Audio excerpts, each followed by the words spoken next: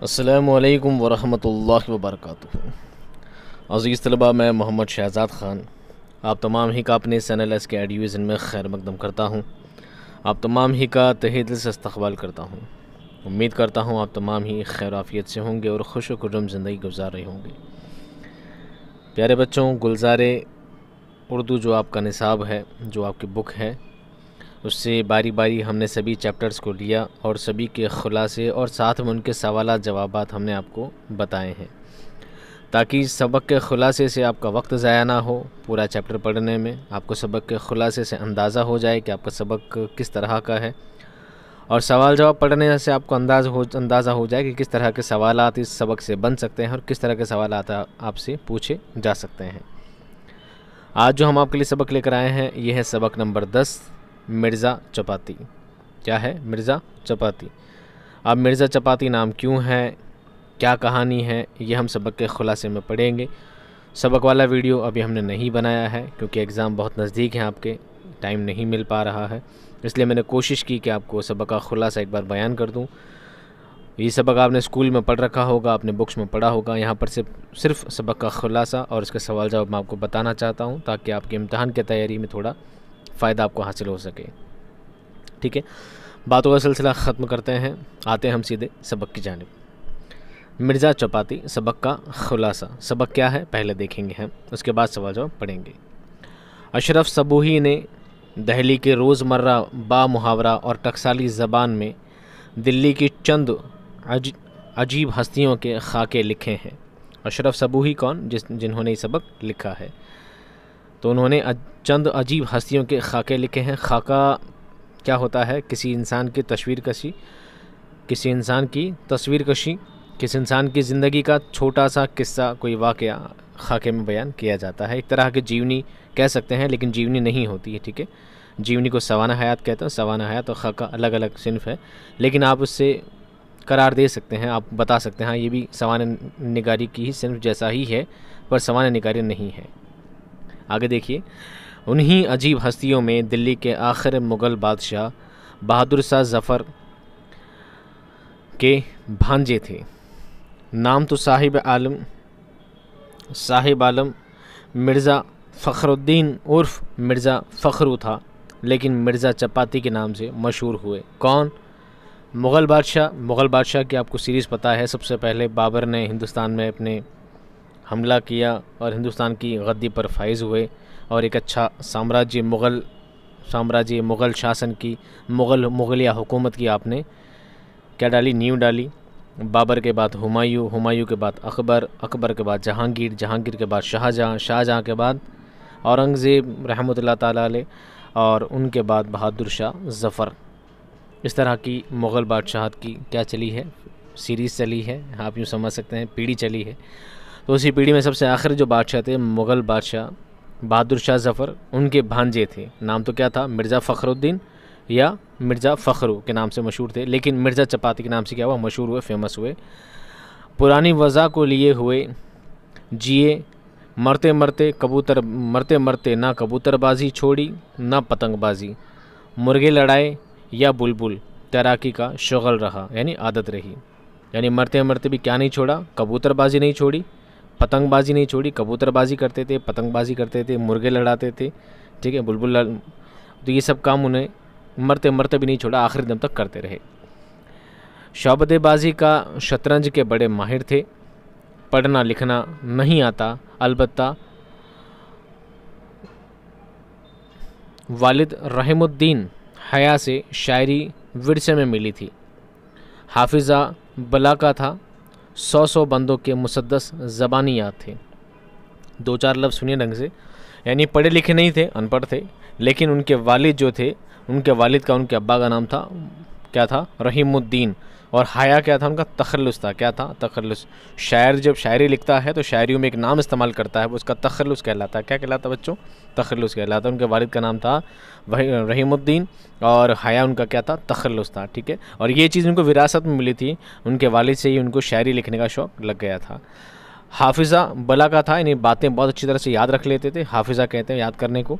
100 बंदों के मुसद्दस कहते हैं। मुसद्दस नज़्म की एक सिन्फ होती है, ये सवाल भी आपसे पूछे जा सकते हैं। मुसद्दस क्या होती है? नज़्म की एक सिन्फ होती है, यानी दो दो मिसरों की, दो लाइन की जो नज़्म होती है ख़ता कहलाती है। 4 लाइन की होती है तो रुबाई कहलाती है। 5 लाइन की होती है तो मुखम्मस कहलाती है। 6 लाइन की होती है तो मुसद्दस कहलाती है। 6 लाइन के बंद हुआ करते हैं, उसे क्या कहते हैं? मुसद्दस कहते हैं। तो 100 बंदों के मुसद्दस, उनको कहते हैं मुँह ज़बानी याद थे, मतलब पक्के याद थे सारे, उनको बोलते नहीं थे, इतने पक्की याददाश्त थी, भले ही पढ़े लिखे नहीं थे। मुसन्निफ़ से उनके मुरासिम थे, यानी रिश्ते थे, और उन्होंने अशरफ सबूई को पतंगबाजी के मुकाबले, मुर्ग और बुलबुलों की पालियाँ, तैराकी के मेले भी दिखाए और कबूतरबाजी भी। बादशाहत छिन गई, मामूली पेंशन मुकर्रर थी, मगर मिजाज वही शाहाना था। एक बार किसी लड़के ने गुस्ताखी की तो बरहम हो गए, और हमारा ज़माना नहीं हुआ, और ना ख़ानदान भर को कोल्हू में पिसवा देता। यानी यहाँ पर लाइनें जो आपके समझ में नहीं, बात यह है कि मुग़ल बादशाह और बहादुर शाह ज़फ़र के बाद अंग्रेज़ों ने मुल्क में आना शुरू कर दिया था, और अंग्रेज़ों ने धीरे धीरे शासन संभाल लिया था। तो क्या हुआ, इनकी गद्दी छिन गई। ठीक है, दिन गद्दी छिन गई, मुग़ल साम्राज्य नहीं रहा, मुग़ल सत्ता, मुग़ल हुकूमत नहीं रही। इन्होंने कहा हमारा ज़माना नहीं रहा, नहीं तो क्या कोल्हू में पिसवा देता, कोल्हू में आप सभी को पिसवा देता। एक बच्चे ने जब कबूतरबाजी की बात पर उन पर क्या की, एक दोनों में बहस व मुबाहसा हो गया, बहस हो गई किसी बात पर, तो उन्होंने कहा मैं पिसवा देता। एक रोज़ मिर्ज़ा चपाती ने मुसन्निफ़ से पूछा, भला बताओ तो सही उर्दू की कितनी किस्में हैं? भला बताओ तो सही उर्दू की कितनी किस्में हैं, कितने प्रकार हैं? मुसन्निफ़ के नज़दीक तो सिर्फ़ एक ही किस्म की उर्दू थी। ज़्यादा से ज़्यादा अवाम व ख़वास का फ़र्क समझ लो, मगर ये किस्म क्या मानी? मुसन्निफ़ को खामोश देखकर मिर्ज़ा चपाती ने बताना शुरू किया कि अव्वल नंबर पर उर्दू मुअल्ला है, जिसको मामू हज़रत यानी बहादुर शाह ज़फ़र और उनके पास उठने बैठने वाले बोलते थे, वहाँ से शहर में आई। दूसरा नंबर कुल आऊज़ उर्दू का है, जो मौलवी, वाज़ों और आलिमों का गला घोंटती रहती है। ठीक है, वैसे उर्दू एक ही है, ठीक है, उर्दू एक ही ज़बान है, लेकिन मिर्ज़ा चपाती का थोड़ा रंग ढंग ऐसा था कि वो हर चीज़ को बहुत ज़्यादा, क्या कहते हैं, किसी चीज़ में डीपली जाना, किसी बात को बहुत ज़्यादा गहराई से समझना, किसी बात को गहराई से जानना, ये उनका तरीक़ाकार था, उनका थोड़ा ऐसा ही उनका रवैया था, उनका बोलने चालने का, बात करने का। तो उन्होंने नॉर्मली पूछ लिया सवाल कि उर्दू कितनी तरह की है। तो मुसन्निफ़ जो कि सबूही साहब हैं वो जानते हैं कि उर्दू की तरह की है, पर चुप रहे, बोलें क्या। तो उन्होंने बताया कि उर्दू कितने तरह की, बहुत तरह की है। अब कितने तरह की हैं, सबसे पहले बताया अव्वल नंबर उर्दू मुअल्ला है, जो उनके मामू जान यानी हज़रत बहादुर शाह ज़फ़र बोला करते थे, शेर व शायरी लिखते थे। बहादुर शाह ज़फ़र भी ख़ुद एक शायर थे, ठीक है, बहादुर शाह उनका नाम था और ज़फ़र उनका क्या था, तखल्लुस था। उसके बाद कहते हैं दूसरा नंबर कुल आऊज़ उर्दू का है, जो मौलवी, वाज़ों और आलिमों का गला घोंटती रहती है। तीसरी खुदरंगी उर्दू, पहली उर्दू है मुअल्ला, दूसरी कुल आऊज़ उर्दू, तीसरी खुदरंगी उर्दू। ये माँ बेटी बाप कलिंग वालों ने रंग बिरंगे बच्चे निकाले। अखबार और रिसालों में इसी किस्म की उर्दू अदब का अछूता नमूना कहलाता है। चौथे हुड़दंगी और मस्खरों और आजकल के कौमी बलमटेंटरों के मुँह फट ज़बान है। पाँचवीं फंगी उर्दू है, जो जे आका भाइयों की, अच्छा जो आका भाइयों, ये थोड़ा हरियाणा टाइप का है, आका भाइयों की लठ मारा कड़ाकेदार बोली कहो, या पहलवानों करखनदारों ज़िला जगत के माहिर बोलते हैं। करखनदारों यानी कारखाने में काम करने वाले लोग, पहलवानों समझ गए ना, हरियाणवी टाइप के पहलवानों की ज़बान, ठीक है, भाइयों की ज़बान, लठ मारी ज़बान, कड़क बोली, जिसको फंगी उर्दू कहा जाता है, कहा नहीं जाता, ये बता रहे एक तरह से, ठीक है। छठे नंबर पर फिरंगी उर्दू है, जो विलायत से नए आने वाले बोलते हैं। विलायत कहते हैं विदेश को, विदेशी, फिरंगी का मतलब होता है विदेशी। अंग्रेज़ लोग जो उर्दू बोला करते हैं वो फिरंगी उर्दू एक तरह से उन्होंने इस्तेमाल की है।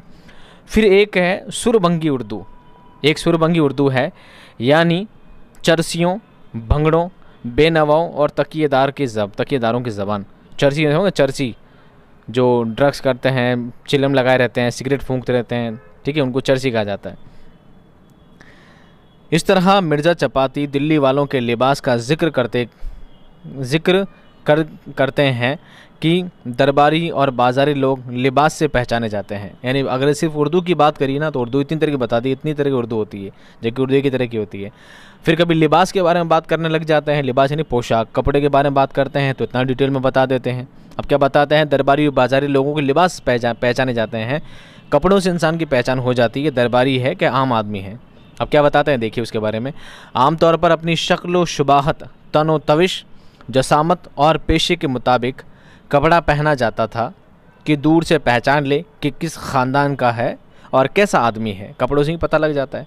इस तरह दो पलड़ी टोपियों का आम रिवाज था। दो पलड़ी यानी दो पलट वाली टोपियाँ, पतली टोपी जो होती है ना, दो पलड़ी टोपी का आम रिवाज हर आदमी पहनता था।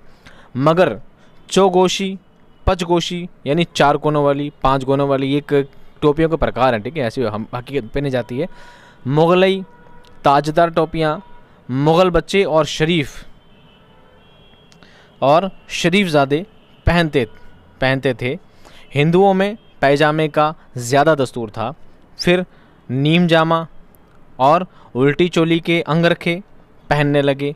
दाढ़ी मूँछों की तिबा भी हर ख़ानदान और हर पेशेदार की अलहदा थी, यानी अलग अलग थी, विभिन्न थी।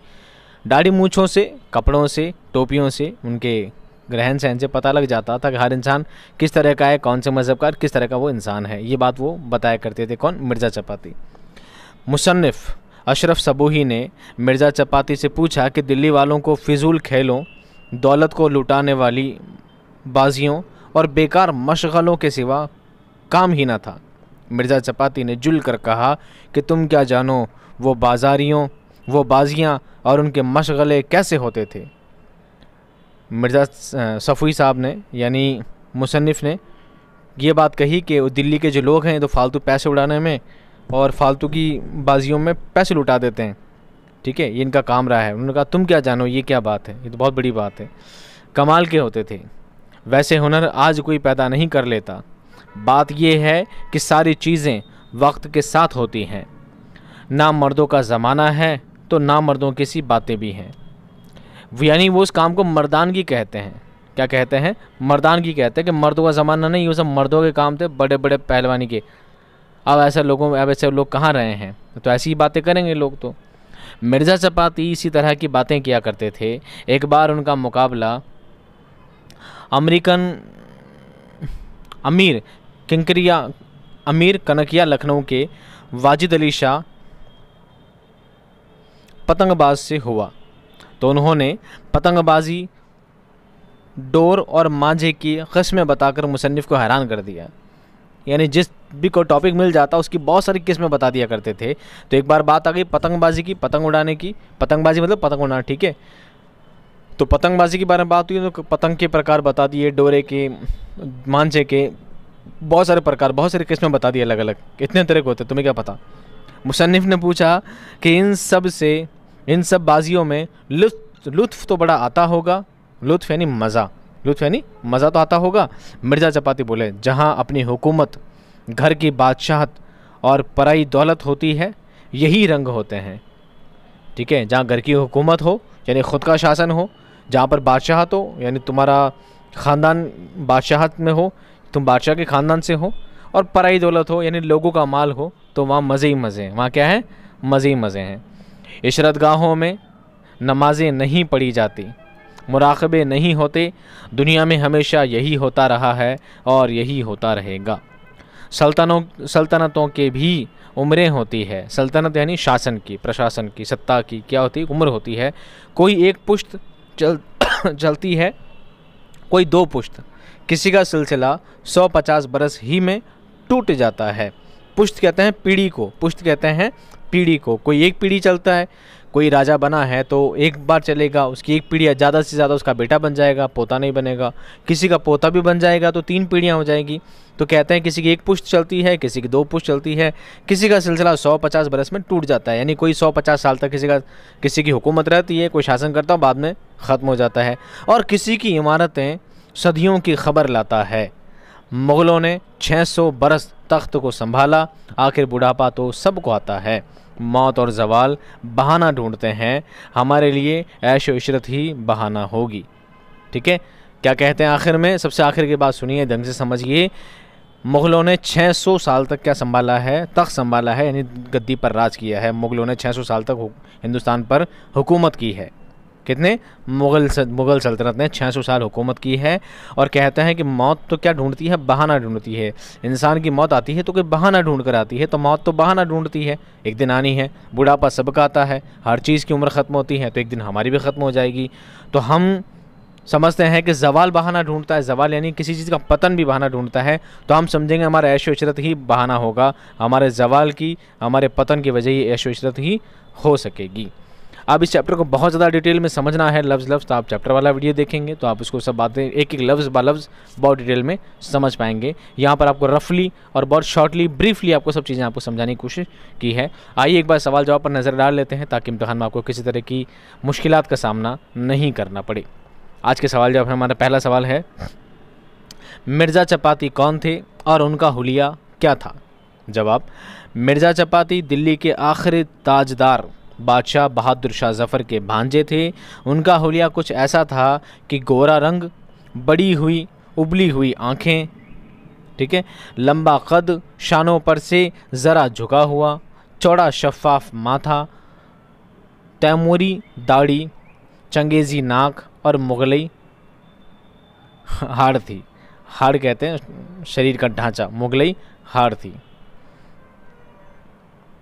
अगला सवाल देखिए, मिर्ज़ा चपाती ने उर्दू ज़बान की जो किस्में बताई उनके नाम और ख़ुसूसियात लिखें।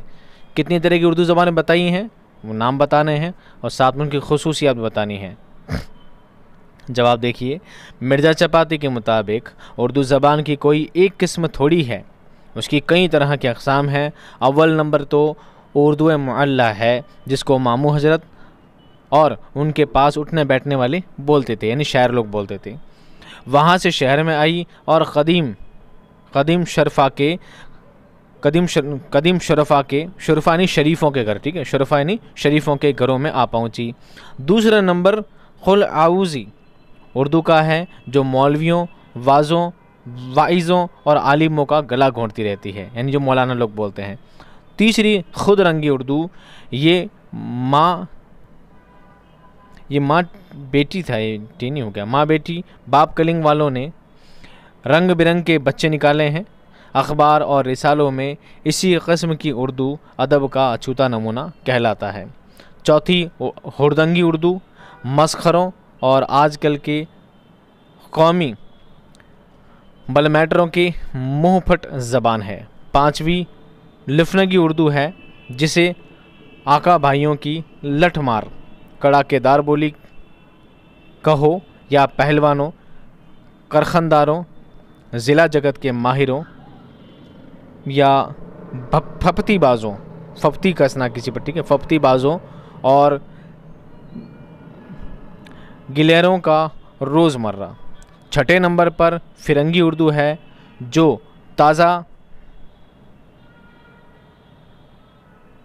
ताज़ा विलायत अंग्रेज़ हिंदुस्तानियों ईसाई टोप लगाए हुए करानी दफ्तर के बाबू, छावनियों के सौदागर वगैरह बोलते थे। फिर एक सरभंगी उर्दू है, यानी चरसियों, भंगड़ों और बेनवाओं और तकिएदारों की ज़बान। मैंने कहा आज तो बहर खुला हुआ है, यानी बहुत डिटेल में काफ़ी सारी बातें उन्होंने बता दी। अगला सवाल है, मिर्ज़ा चपाती ने क्यों कहा कि दुनिया का यही कारखाना है, आज उसका तो कल उसका ज़माना है। आज इसका तो कल उसका ज़माना है। जवाब देखिए, मिर्ज़ा ने ये जुमला इसलिए कहा कि दुनिया की हर चीज़ को फ़ना होना है, हर अरूज़ को ज़वाल है। मुग़लों के 600 बरस तख्त संभालने के बाद भी आखिर उनकी सल्तनत को ज़वाल आया। इसलिए ये इस कायनात का उसूल है कि ये हर एक को बारी देती है। आज तेरी, कल उसकी, परसों उसकी बारी है। डेली ये सिलसिला चलता रहता है। आज का हमारा आखिरी सवाल देखेंगे, किले की पतंगबाजी और आज की पतंगबाजी में क्या फ़र्क है। किला यानी जो राजा महाराजाओं के रहने की जगह होती, किले, फोर्ट, वहाँ पर भी पतंगबाजी होती थी। क्या होती थी, देखिए। जवाब, किले के दौर में पतंगबाजी को बहुत उरूज हासिल था। किले के दौर में पतंगबाजी के लिए बाकायदा तैयारियां की जाती थीं। कई कई रोज़ डोरें और तकले बनाने में निकल जाते थे। उस ज़माने में जैसे तकले बनते थे, आज के ज़माने में वैसी पतंगें भी नहीं बनती हैं। पैंचे लड़ते और पतंगबाजी के बाकायदा बड़े बड़े त्यौहार हुआ करते थे।